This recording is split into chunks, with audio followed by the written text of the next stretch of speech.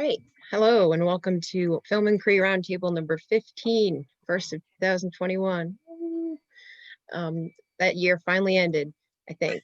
So we're here today with some of my fellow writers and editors and podcasters and friends to discuss our favorite new watches of 2020. Not necessarily films that were released in that year, but just ones that were new to us. So that should be fun. I think even though the year didn't get all the big releases, I think there was still a lot of terrific films that came out in 2020 and a lot of really awesome watches that I hadn't seen before. So I'm looking forward to chatting. So first we can just kind of do introductions, just in case this is the first time you've ever tuned in. You never know. So I'm Kristy Strouse, editor-in-chief of Film and Cree. So I'll send it to Jake to introduce himself. Jake Trivia. Hey, I'm Jake, the trivia master and editor, writer at Film and Cree. Happy to be back. Our first episode of the year. Throw it over to Clement. That's me. Okay. I'm Clement. I've been writing with Film and Cree since May of 2019. And I'm really happy to be here, and we'll probably lose trivia again. We'll see. You might be surprised. All right, I'm Emily. I'm the writers coordinator for Film Inquiry. I expect to lose the trivia as well, so Clement and I will battle it out for the bottom. And Bailey will expect to win it. No, I do not expect to win ever. I learned my lesson. But yeah, I'm Bailey, and I'm an editor and contributor at Film Inquiry. I write about Drag Race. So yeah, I'm very happy to be here today. Very happy to have you all. And we'll see. Maybe we'll all suck at trivia. I'm more excited for these trivia questions than any others I have put together. So no pressure, guys. Yeah. They're not well, most of them are not difficult, I would say. But it's all numbers. And then we're not going to get any of them. He's like, they're fine, they're easy. It's gonna be a good time. Just have faith. I low-key spent the entire afternoon dreading what the topic was gonna be, because I was like, what's he gonna pick? He could do anything. We haven't discussed it, so I don't really know what he's doing. Yeah, we'll see. I like the surprise factor, I think. I'm getting a little nervous about it now, but yeah, I'm excited. So some of us at Film and Cree made like our top 10s of last year. I don't know if everybody on this call did. I know Emily coordinated it. Thank you. And I, was surprised by how difficult it was even to narrow it down to 10. So just to kind of highlight a couple films just randomly out of there, I think I have to say something about First Cow, and I think that everybody kind of appreciated that movie. I don't know if it was on everyone's list, but I just thought it was a really, really beautiful film. And it's just one that when I think back of 2020, it's just one of those like comfort watches that just makes me feel good. And it takes its time, and it's just, it's a really amazing story of this friendship. And it's just, it's definitely one to watch. And then the complete opposite spectrum, I'd say Color Out of Space, which is just like a wild ride of a movie. And it's something that anytime Nicolas Cage goes full Nicolas Cage, it's full Nicolas Cage. So, no, it was just awesome. It's a really amazing kind of horror, fantasy mix up, Lovecraftian. It's got a lot of stuff to it. And I don't want to take up too much time, but I also will do a blind spots throughout, which is a podcast that we do at Film and Cree, and a movie I discovered was Mommy. And that was, yes, Jake's very, very proud of that. The Xavier Dolan, but it was a movie that just, I watched it, I was kind of shocked at how much I loved it. And it was one that stuck with me for a really long time, really resonated. So I'll just throw it over to Jake, and I'll circle back with my other 100 movies I can think of probably. Yeah. Well, thank you, Kristy. And then I just realized I didn't say any directors of any of those movies. It's all good. This is all fun, free form. There's no rules. We're just having a good time. I will just to echo some of your sentiments. Two of my favorite films that I discovered last year that were not from last year were also a part of the Blind Spots podcast. They were Bridges of Madison County and The Shop Around the Corner. Two magnificent films. I loved each of those. Another one for me. Sorry. Yeah, absolutely. Oh, that's right. That was a joint venture into the blindness where neither of us had seen it, so we decided to watch it for our Christmas special. But yeah, and then as far as filmmakers I looked into, I really caught up with a lot of films of Spike Lee and Abel Ferrara. With Spike in particular, I think I've always just sort of known him as having the one great movie, which is Do the Right Thing. But Malcolm X, He Got Game, and Girl 6 are all excellent as well. And Abel Ferrara has just such an incredible body of work. And he's done films like Go-Go Tales, King of New York, Welcome to New York, and 444, The Last Day on Earth. But I think if I were to pick one film that was probably my favorite new discovery of the entire year, it was actually the last film I watched for the year. I watched it in the evening of December 31st, 2020. It's Tsai Ming Lang's Goodbye Dragon Inn, which takes place in basically just in the last evening of a Thai movie theater that's screening the King Hu film Dragon Inn. And there's not a lot of people in the audience. It's kind of just more, the theater is so run down. It's really just more of a cruising spot. There's just it's just a small population of gay men who've just kind of come to not necessarily see a film, but to see if they can hook up with a partner. But it's just such a beautiful, haunting movie, and it really kind of captures the essence of like movie theater life. Like, I worked at a cinema for 8 years, and just the like the dilapidated corners and hallways and the projection booth, it's just like, there's this yearning for a better time.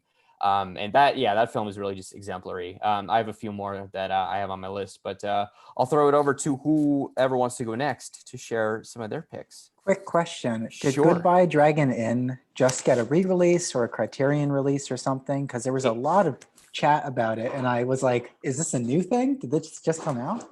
Yeah, it actually just got a brand new Blu-ray release by I believe it's a company called Second Run. They're based out of Europe, but it's a region-free Blu-ray, so you can buy it and watch it anywhere in the world. And yeah, it was that was the first time I had seen it. I just bought the Blu-ray because I'd heard so many great things about the film and the filmmaker, and I'll probably dive deeper into his work this year. But yeah, there was a brand new release in November. So I think a lot of people were really excited to see that. And I am happy to own a copy. I did not bring it for a prop to show. I know we're fans of that. But yeah, Goodbye Dragon Inn, highly recommended. Wonderful time. Who wants to go next? Any takers? Clement, I'm going to throw it to you. Yeah, sure. Go right ahead. Since I had a question. Yeah, sorry. Absolutely. It's okay. So I watched La Flor this year, which I was on like a binge of watching super long movies. I watched Dead Souls, which is like 9 hours and miserable. Out One, which I hated and is like 11 hours. And then I watched La Flor, which is 13 and a half hours long. It's Argentinian.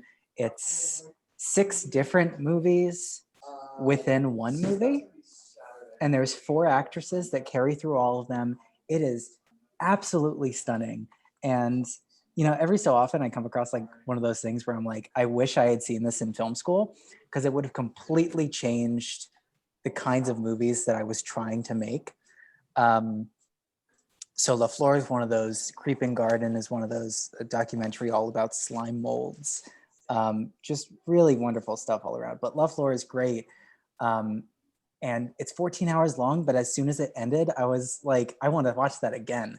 There's a 4.5 hour long spy thriller movie in the middle of it that is absolutely incredible. I love the heck out of it. And it's nice because when you finish a movie like that, you feel like you're part of an exclusive club. So I hope more people join the La Flor Club soon. Oh yeah, I'll definitely back La Flor. I watched it. That was actually the last film I watched in 2019.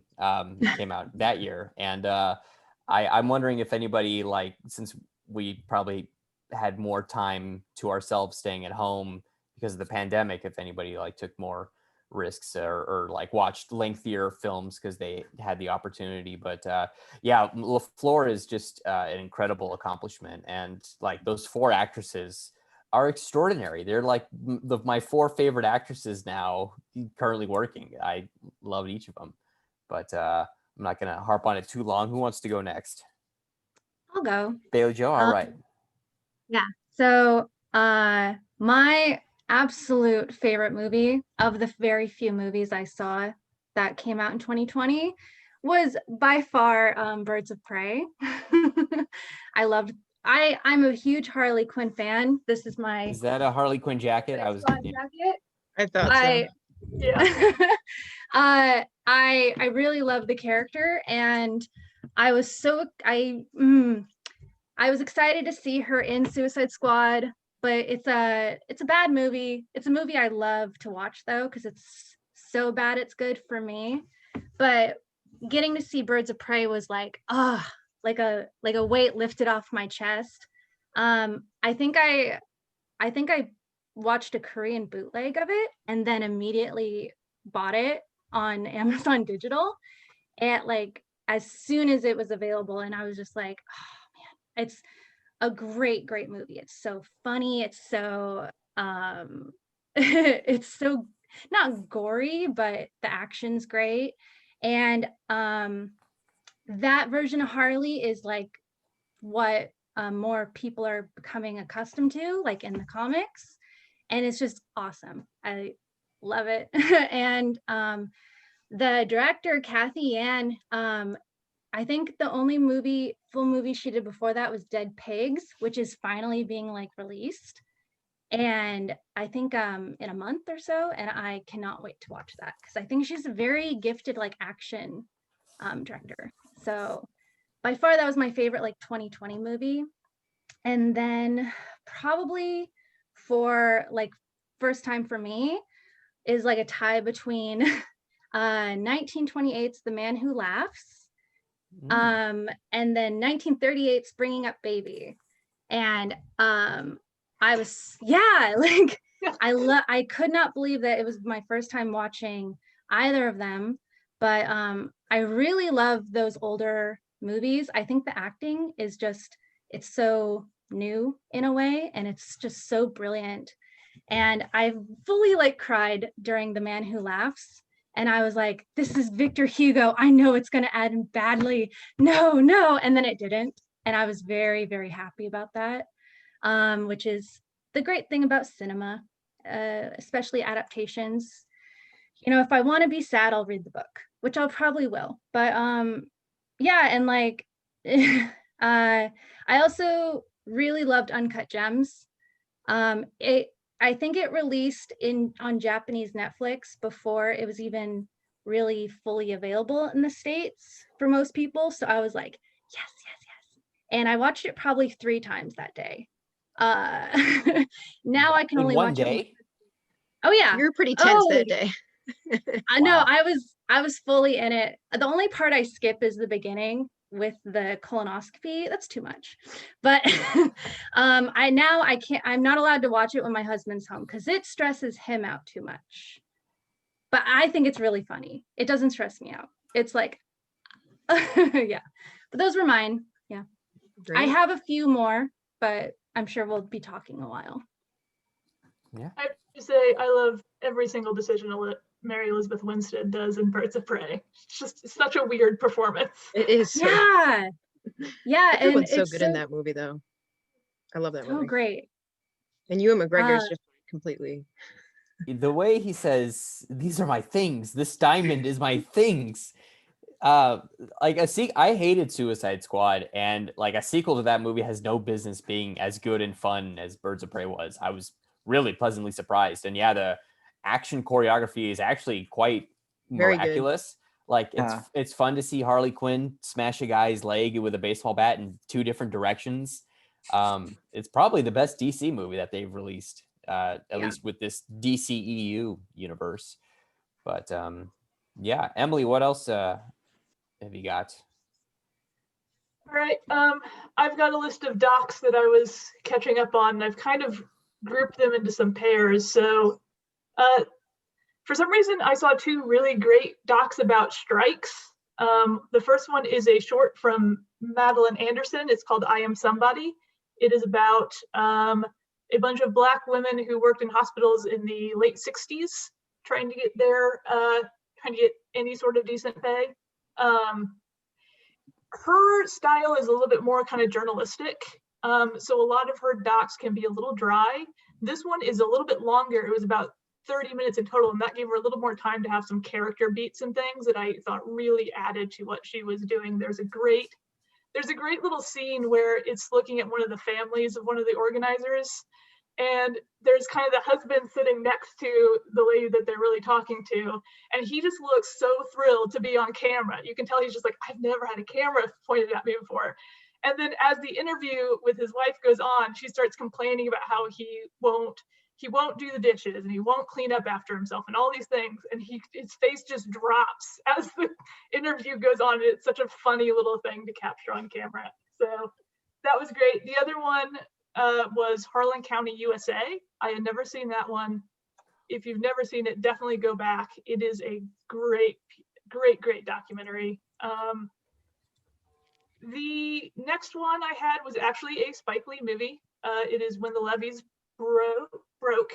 I think some people might consider that a TV series. I'm unclear. No one cares anymore. Everyone blends those lines. I'll call it a film for these purposes. It's about Hurricane Katrina and kind of the disaster of all of that.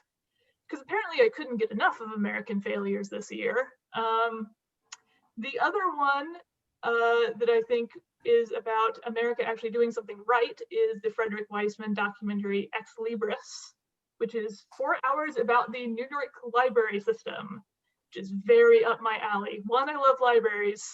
Two, I love a good long Frederick Weissman documentary. If you're not familiar with his style, he is very kind of fly on the wall. He does not do interviews. He doesn't do anything like that.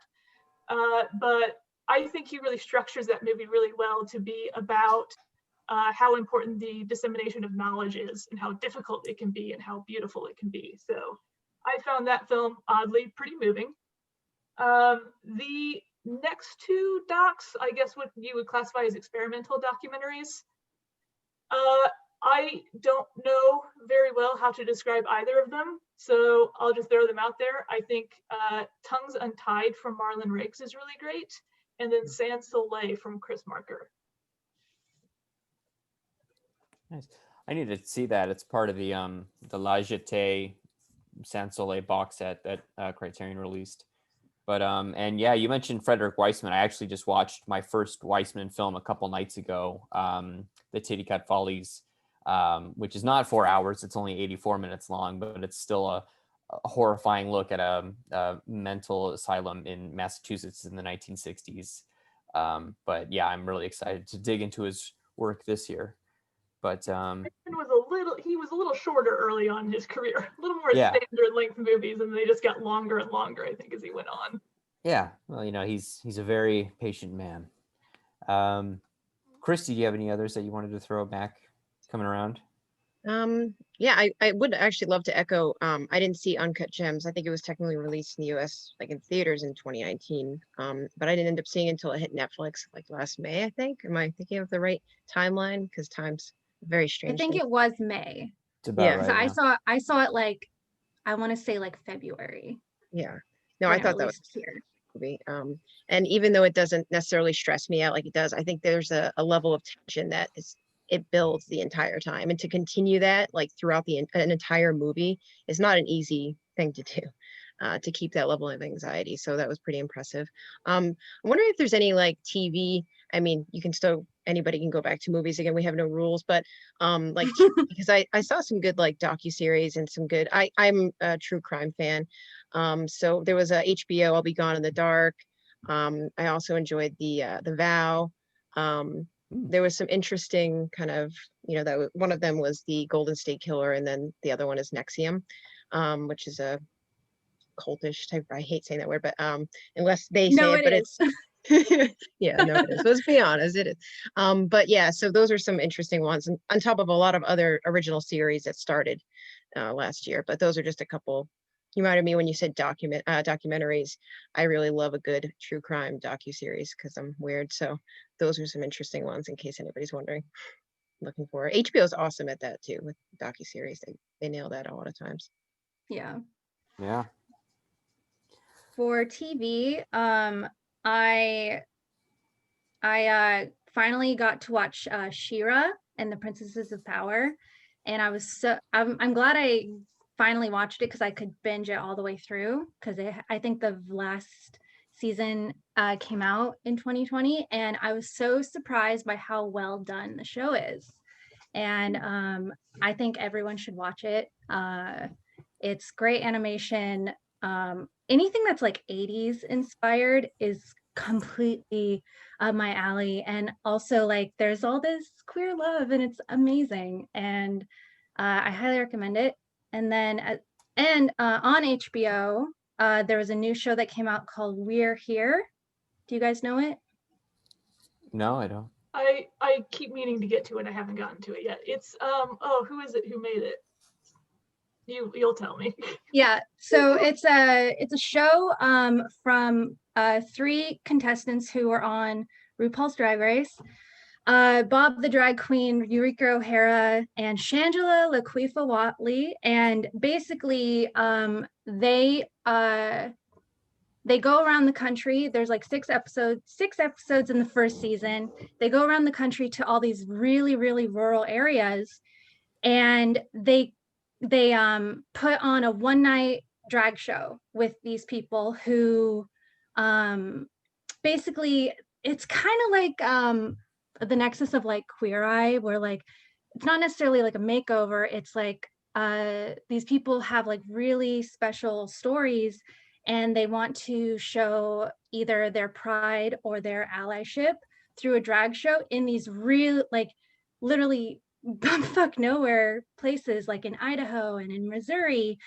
And I cry every episode. I cry hard.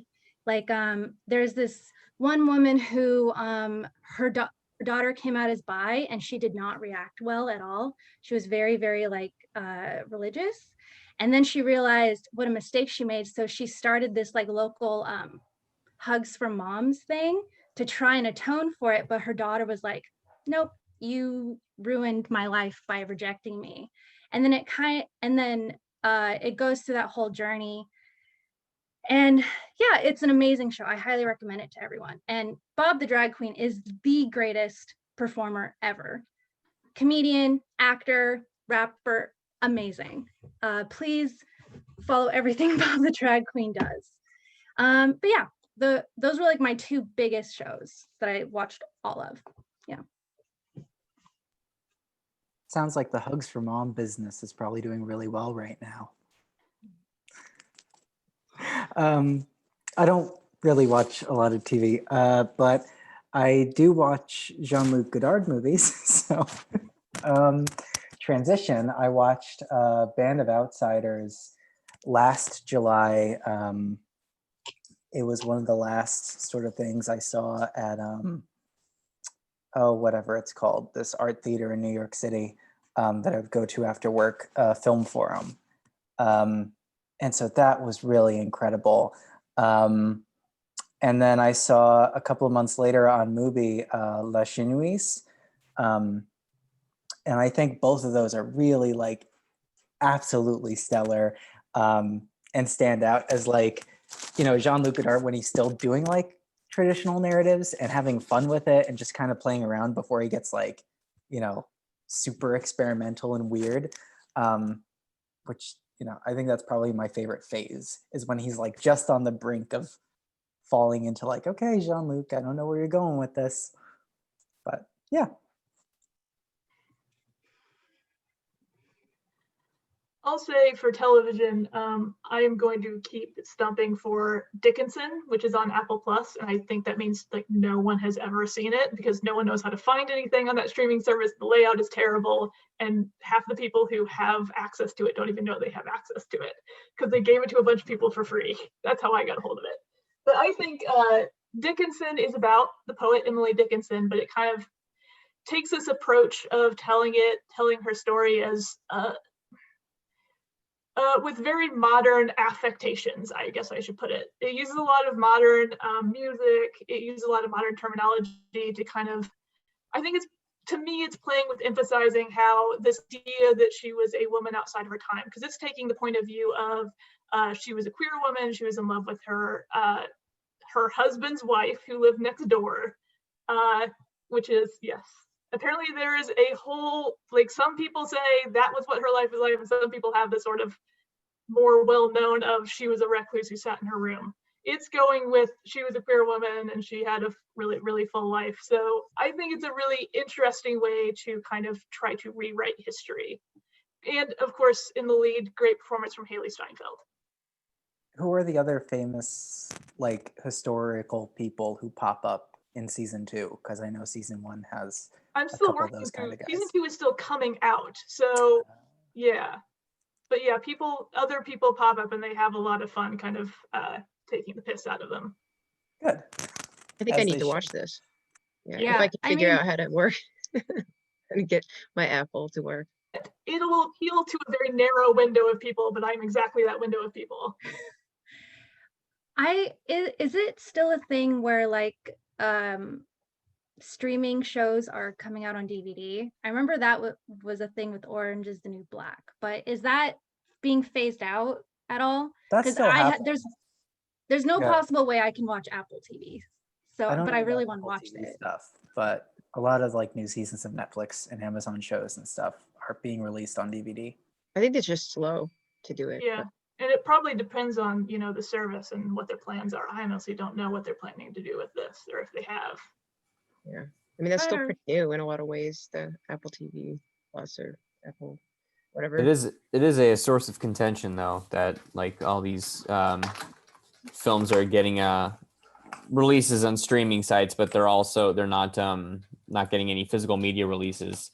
So once the streaming site goes down, how will anybody watch the film? So it is definitely something to be worried about. But I think only a handful of the Netflix series have been released to DVD, and then like some of the original films, like The Irishman, can get picked up by Criterion, and that gets a nice release. But not everything is getting the treatment it deserves.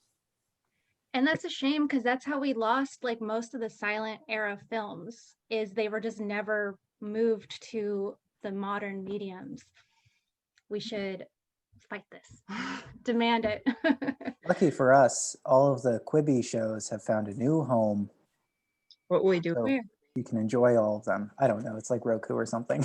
Oh, I can't watch Roku. Damn it. thought you were gonna say the sewer or something. Yes. That garbage. Now we can all enjoy Murder House Flip House, whatever. Yeah. Or Chrissy Well- Teigen is a lawyer now or something. I don't know. Or Evan Rachel Wood's Metal Arm. Exactly. I That think was a that's show. actually the no, I think it's the woman from Tony Shalhoub is her dad. That show.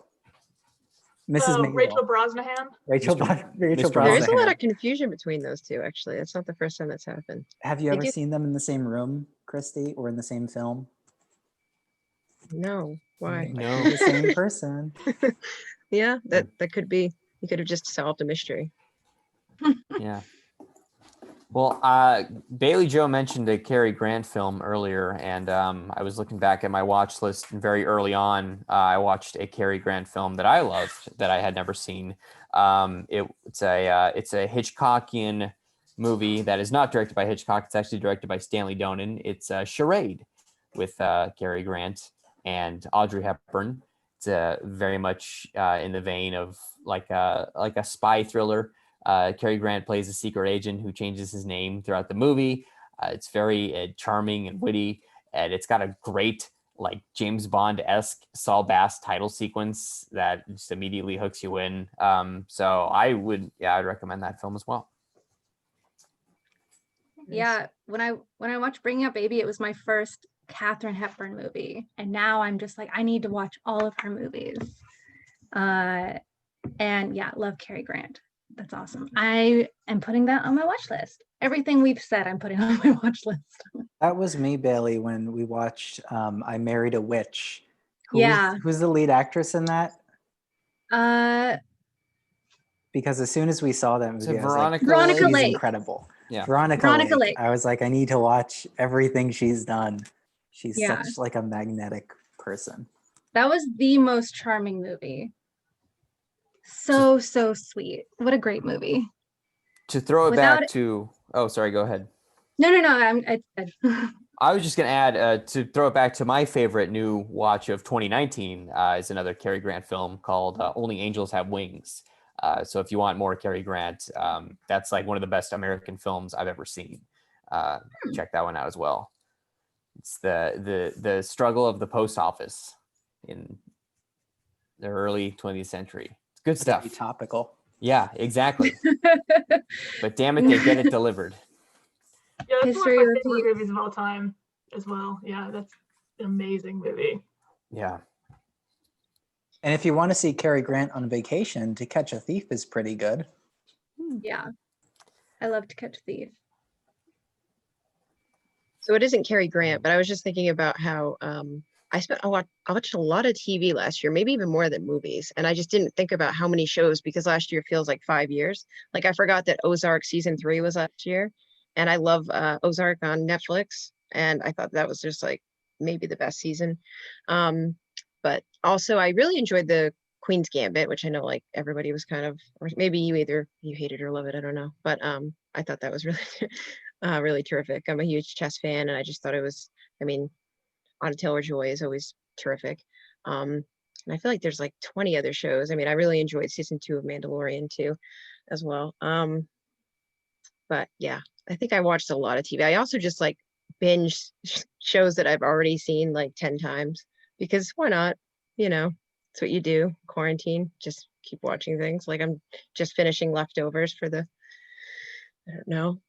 Well, that was actually a new to me discovery in 2020 was The Leftovers. I finally sat down. I'd been meaning to actually watch it since the first season aired, but I never did. Usually my MO with a TV show is I hear about it and I mean to watch it and I kind of let it run its course. And then once it ends, a year later, I start watching it. Yeah, so The Leftovers I thought is great. There's especially like season 2 and onward, it just gets really good, and it I think is very excellent at how it handles troubled characters and grief. And I kind of met it at a very sad time in my life, but yeah, it's a lot of powerful stuff. Yeah, I'd The always Leftovers. show over and over again. I love it. I Yeah. think it's one of the best, even though that the best list is very long for me. I think it's on there. Yeah. So much good stuff that Yeah. comes out. Did you guys ever see Mandy with Nicolas Cage? Oh yeah. Yeah, I watched Is that that- for the first time, and the movie's right up my alley. Everything about it is amazing.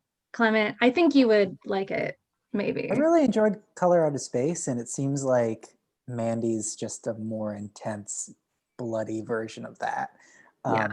So I saw Color Out of Space as like kind of like a self-imposed midnight screening type deal. So I'm hoping to do the same with Mandy. Yeah, it was definitely like, wow, if I was still in high school, like me in high school, this would have been my most favorite movie of all time. And Like- plus it's one of the last scores that Johan Johansson has done before he died. That's wild. Like, good on him. Like he went out with a bang. Johan Johansson also has a really great short film that I watched on Movie called End of Summer. He filmed it in Antarctica, and it's about a bunch of penguins and like the Antarctic landscape. It's really moving, and it's all black and white, Super 8 photography. It is incredibly like ominous and haunting and really beautiful. And it's He directed the same place. Yeah, he directed it, and he did the music too. And apparently the music has like slowed down, pitched down, like penguin noises from like just flocks shattering. It sounds like one of the best things I've ever heard. I might have to listen to that. Like, So it's only like 30 minutes too, which is the best endorsement you can give something. So The only image I have is where someone did Pingu, but Thingu, where the penguins find the alien in the thing. That's a what good is this on short. YouTube? How can I watch this? I Yeah. think it's like a short thing. It's on YouTube. It's great. They made one for the raid as well, which is fun to see the penguins just killing each other with the silat, the Indonesian martial art. But yeah, I'll happily champion Mandy, and especially Color of Outer Space. I mean, Cage kind of there's stretches where he just seems to take a paycheck, where he shows up for a few days just to act crazy. But here you get like the full Cage experience, and they're actually good movies too to back him up.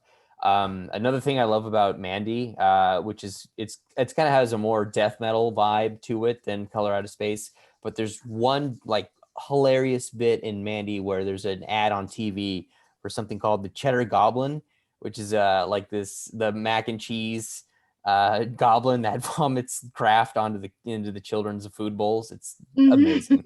Cheddar Goblin. It's worth watching just for that. Yeah, if you're watching this roundtable, pause it or come back after it's done airing and go watch Cheddar Goblin on YouTube, and then come back and thank us. You won't later. be disappointed.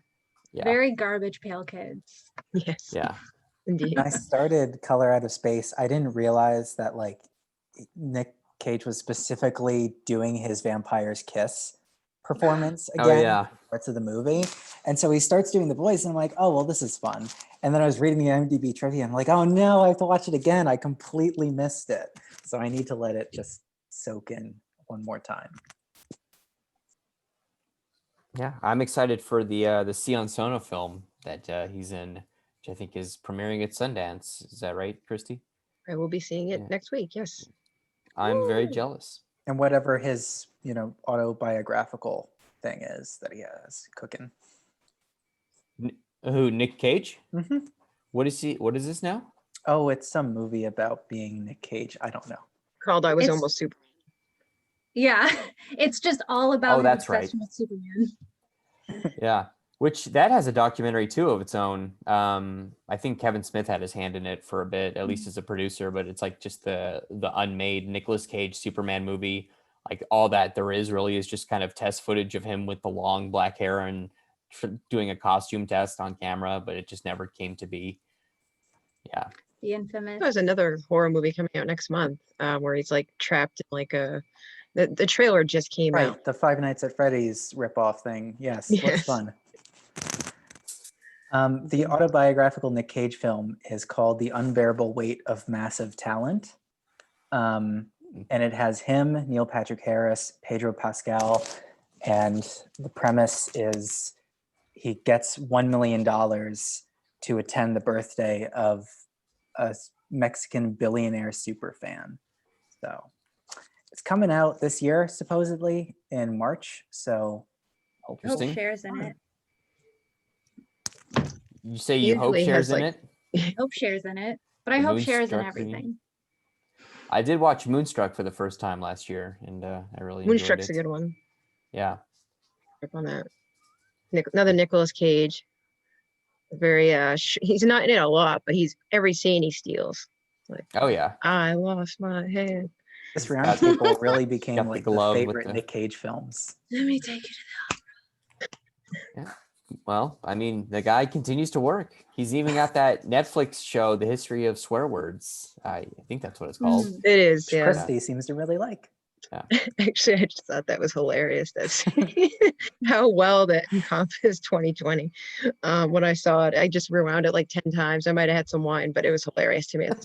Apparently Twitter agreed. So, but yeah. So this turned into a Nicolas Cage-a-thon. Not a They bad always thing, do. right? Happens every time. I wonder if there's any movies that you saw or shows that were the worst, like something that you remember that was just terrible from last year that you saw for the first time, or I don't know. Ooh, Maybe It's everything interesting. seemed good that you were watching because it was better than reality. It's I don't know. interesting because when I go to watch like a new movie, I kind of want it to be good, or like it's something I'm interested in seeing. And if it's not good, I'm just kind of let down by it.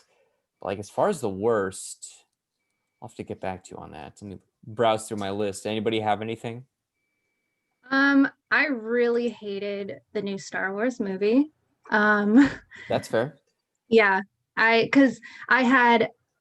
watched all of the Star Wars movies, some of them for the first time, like in a row, because I was on vacation that week, and then I loved Last Jedi so much, and then going into the newest one, I was like, oh, so we're all cowards now. Like, I was so mad. But I also really did not like. I watched Dead Ringers, the the Cronenberg. Jeremy Irons one. yeah, I was Yeah. so disappointed in it because I love Cronenberg. But Oh, man. maybe I need to rewatch it because I was just very confused. I feel like the drug thing didn't make sense. And I was like, oh, this is gonna be so great. And I was just kind of like, wow, I did not like it. But That's one of his best films, in my opinion. yeah, like I Yeah. feel like I need to rewatch it. I Yeah. feel like I just missed something because I was just like, huh, okay. But I did definitely watch the worst movie ever last year, Repo: The Genetic Opera. This is not Oh. the one. This is a different. This is the first repo. This is, well, Bailey, do you want to explain what this is? Because Repo: there's The Genetic Repo Man. This is, Yeah. it is traumatic to even think about. No, it was this like very stupid like musical that came out like my senior year of high school, and it's just terrible. Like, none of the music's great. The best part of it is unironically Paris Hilton, who is acting in it. Like, she does a great job as this bratty girl, like heiress. But the rest of it, like, it's hard to explain, honestly, because it's so bad. Oh man, I was ugh. I'm using this as leverage against a friend of mine who's been trying to make me watch that movie for the last like 7 years, and I've refused the whole time. Yeah, Don't no, do- I had a lot of people being like, you have to watch this, and I was like, there's this great picture of Homer Simpson on his couch, like that was me the whole time. Oh, don't watch I forgot it please. existed. I'm sad to know again that it does. Wow, I'm gonna break a lot of hearts and say that I'm a fan of Repo: The Genetic Opera. There's always I think one. I think it's fun. I like the songs in it. I have a lot of them memorized. Zydrate Repo comes Defender in as a well. little glass vial. A little glass vial? A little glass vial. And the little glass vial goes into the gun like a battery. And the gun goes off against your anatomy. And Miss Sweet is not, I'm not going to sing the rest of it. Wow, you're on a roll, Age. Yeah, well, you know, that's Well, extra. Emily, sneak don't watch peek it. to the trivia.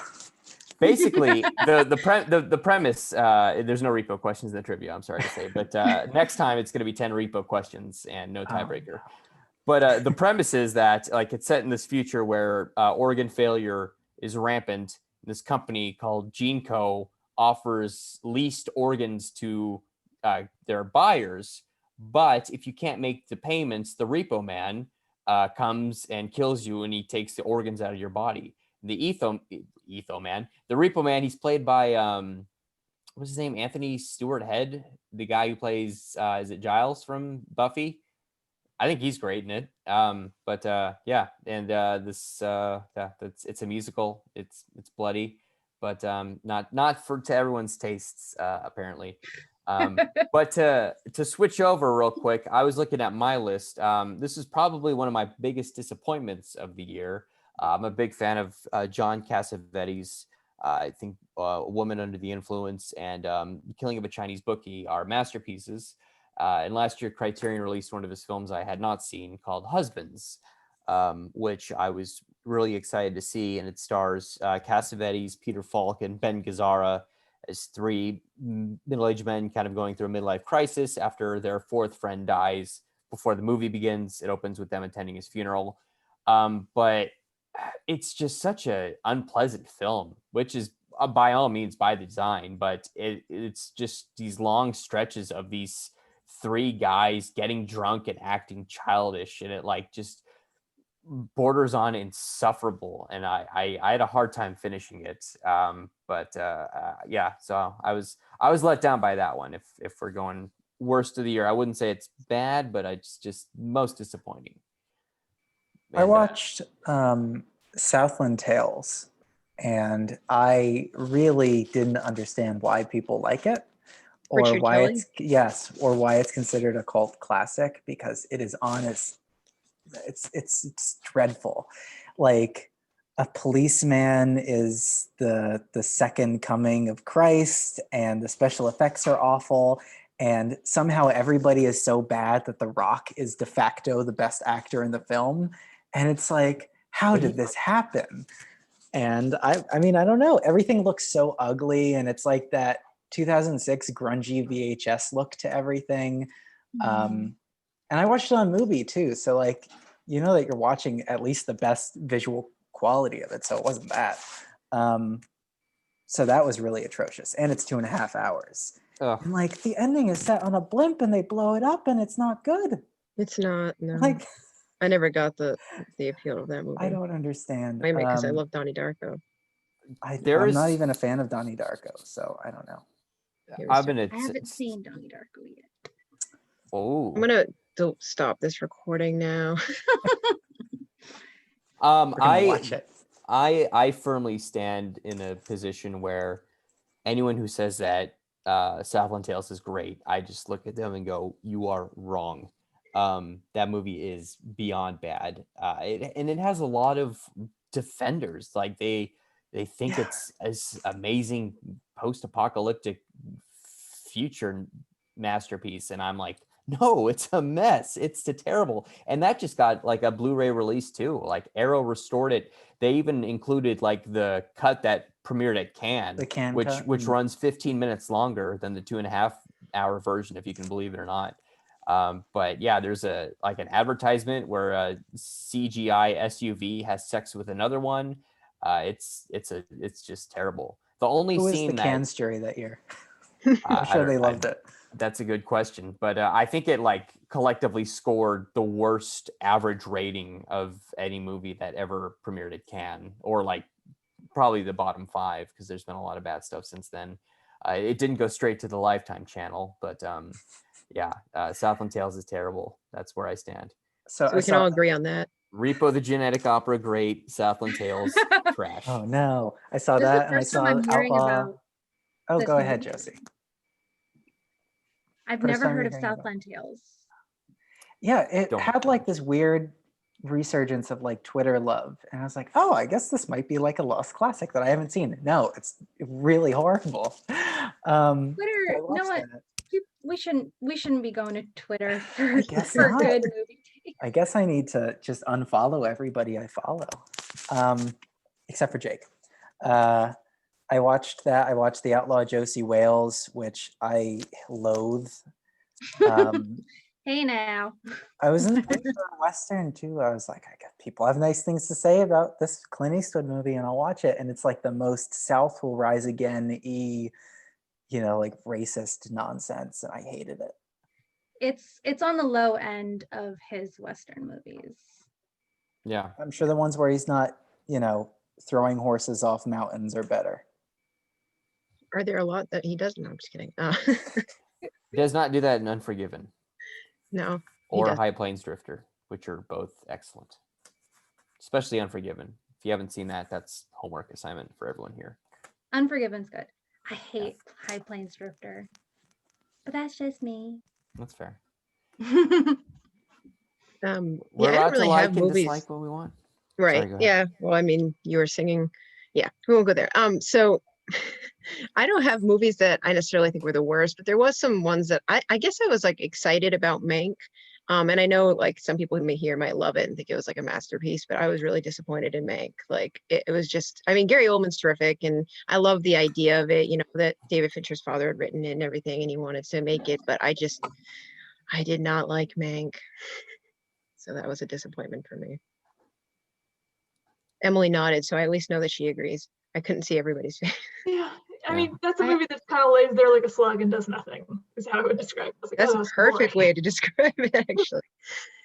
I saw all you guys talking about it, and that's like mostly where I heard of it, and I was kind of looking at the description. I'm like, this doesn't seem very interesting to me. Like, not usually a lot of movies that are like about Hollywood are kind of like just like jerk off sessions, They're you know? romanticized, yeah. So yeah, but I mean, it is kind of polarizing. I guess I'll eventually watch it, but yeah. Yeah. Did he Wonder shoot Woman 1984 was all? I like Wonder Woman. Oh. Big fan. well, I love not a big fan. Wonder Woman, not 1984. I'm a minor fan of 1984. What can I say? Chris is attractive, and Pedro Chris? Pascal has a nice wig. I had literally spent that entire week up to it reading Wonder Woman from the Silver Age. So for me, like, I fully enjoyed it because like I got it. Like literally everything in it is stuff she actually did in the comics. So I was like, oh yeah, this is great. This is fun. And I enjoyed it, but it's like, I wouldn't say it's like a great movie, but I still like personally enjoyed it. But I also like love to watch Suicide Squad because I love trash. It's no Birds of Prey. Yeah, it's no Far Birds of season. Prey. Exactly. That's what I was going to It's say. no Birds of Prey. Not Yeah. even close. There's a bit in Yes. Birds of Prey where Harley Quinn is looking at the masks on Ewan McGregor's, pad or whatever, and he starts like pacing across the room to her, and he has his hands up like this, and he's like, that mask comes from the Umbabu tribe, and he says it in such a dumb way that like I rewind it like 3 different times to just enjoy it again and again and again. It's a really stellar performance from I both think that's Black Canary he's talking to. one of them. Yeah. Yeah, but again, it's a great scene. He's such a dick. Best villain. What a great villain. He's so good. I'm a fan of his line readings in that, like at the end in the pier where he says, "You thought you could beat me? You're a fucking moron." Moron. Really relishes it. Well, Good note to. all's good. Yeah, we've come back to Birds of Prey 3 times, but I think we all enjoyed it. But I think it's time for some trivia. What do you guys say? After a rousing discussion. All right, here we go. The rules, as a reminder, I will ask 10 2020 film and TV related questions to the group. The person to say the correct answer first will earn a point. The player with the most points at the end of the game wins. In the event that there's a tiebreaker will become available. Are there any questions? Are we going to do the like press the reaction? No, there's thing? enough. No. That was a one-off for the Christmas special where we had a dozen people here and it was hard. So Okay. I think with 4 people answering questions, it'll be easy to pick who goes first or who responds first. But all right, here we go. Question number 1. According to boxofficemojo.com, what is the highest grossing film released in the US in 2020? Bad Boys Bennett? 3. It's the Bad Boys movie. I don't remember which one it is. Correct. Clement. I'm going to give it to you. It's the correct title is Bad Boys for Life, but Bad yeah. Boys. Bad Boys. See, I was going to say that, but it's not the 4th movie, so it kind of, I know they jumped the gun. Yeah, so it should have been the next one, Bad Boys for Life, but yeah. Oh well. Bad all Boys right, Tokyo Drift. there you go. Bad Boys Season of the Witch.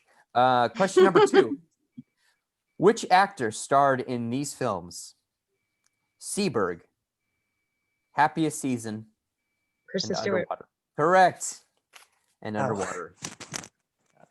You're going to get progressively more obvious as Kristen Stewart movies. But yes, Kristen Stewart had 3 films come out this year.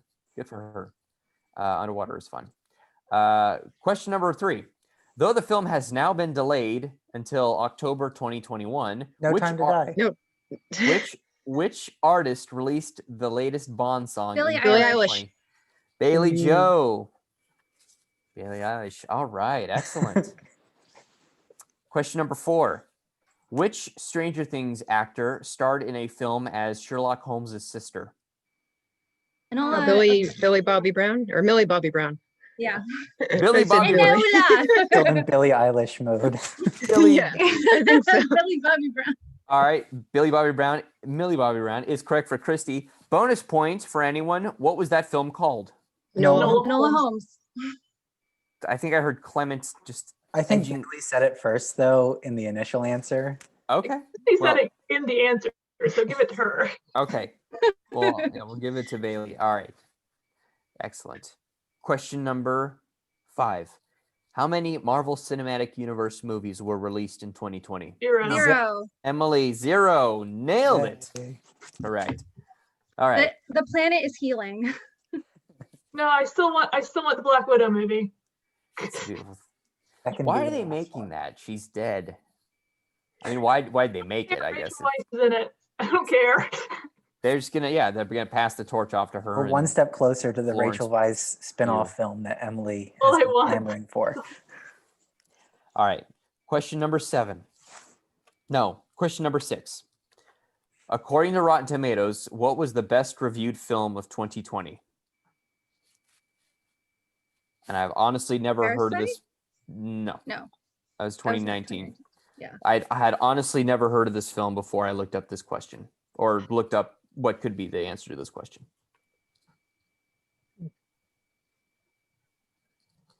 It has a month in the title.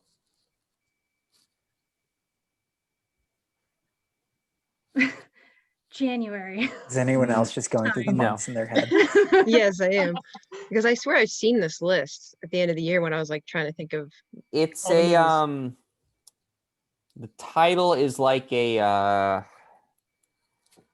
I guess it's like a beauty pageant winner name. Miss Juneteenth. Juneteenth. Bailey Joe, yes. Oh, I It's June- really want to watch that so bad. It's the best reviewed film. It has 100% with the most positive reviews. Really the so Paddington 2 of that's a solid movie, but I wouldn't put it above that. You can very yeah. tell, like, I think that's his first film, and you can tell, and it's like, Hey, take it up with Rotten Tomatoes. All right. Question number 7. What year does Wonder Woman 1984 take place? 1984. 1984. Bailey Joe got it. Correct. I did not phone in these questions. These are This fun is questions. so Orwellian. Speaking of Orwellian, question number 8. In the live action remake of Mulan, who provided the voice of wisecracking dragon Mushu? Nobody. Correct. Ah, He's not in There the was no movie. Mushu, right? Yeah, he's not in the movie. All right. Kelsey Grammer. Question. I am. Well, baby, I hear the blues are calling. Toss salad and scrambled eggs. All right. Question number 9. Which studio made the controversial decision to release all of its 2021 films onto HBO Warner Max? Brothers. HBO, Warner Warner Brothers. Brothers. Bailey Joe, you are killing it. Warner Brothers is correct. All right. Question number 10.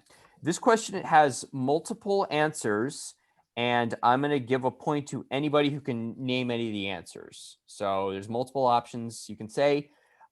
Name all. I heard myself on an echo. All right, here we go. Question number 10. Name all Christopher Nolan films that grossed less than Tenet. The Prestige. Insomnia. Following. Memento. Memento. Okay. Oh. You guys, all right. Batman Begins. Clement got Following. Bailey Joe got Memento and The Prestige. Everything else grossed more than Tenet. Yeah. Insomnia, I was surprised. Insomnia grossed way more than that movie. I guess that's star power and open theaters that'll do that. Well, I mean, guys, this is a runaway victory. We have Hey, we said it was gonna happen. Bailey Joe, 9 points. I think this is Hey. we have Whoa. second place was Clement with 2, and Kristy and Emily tied third for 1 point each. But yeah, wow, congratulations. I mean, I wrote it down. Do you guys want to hear the tiebreaker? Yes. All right. And we'll go with it's the number 1, and I'll go with whoever's closest without going over is correct. How many Netflix original films were released in 2020? And this does not include documentary or short films. 25. No. 100? Well, 70? I'll wait for everybody to answer. Any guesses, Emily? I'm gonna go 28. So Emily says 28. Clement says 25. Kristy said 70, and then Bailey Joe said 100. Well, guys, Bailey Joe takes it. The answer is 124.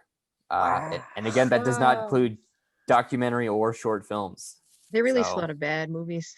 Sorry. Yeah, I- that's But really, that's more than 2 per week of just like They're like hallmarking it at this point with a lot of voices. Sorry, Hallmark, but like the Well. Princess Switched 5. Well, I would love to watch a Hallmark version of Mank. Honestly, that sounds great. Amanda I feel Seyfried like was I the love read interest. that they were like, we're going to release a new movie every week. And it's like, haven't you been doing that? Yeah, ones that you might actually want to watch. It should have been like it's just content. And the thing is that you'll watch a film, but like the discussion lasts through Sunday. I like Whiskers is scratching on the chair. That's amazing. It's time for bed. Yeah. But well, I mean, with that wraps up the trivia. Thank you, Bailey Whiskers, Joe, you really brought your A game. Yeah, thank you, Whiskers, for joining us. So cute. Whiskers, thanks for coming. Yeah, thank you, Thanks for everyone. playing. This is a good round of trivia. I hope you guys enjoyed the questions. And yeah, this is a good roundtable. Join As us always. next week for the Repo Genetic Opera trivia round. the cast reading. Jake's gonna sing all the songs. I'll sing all the songs.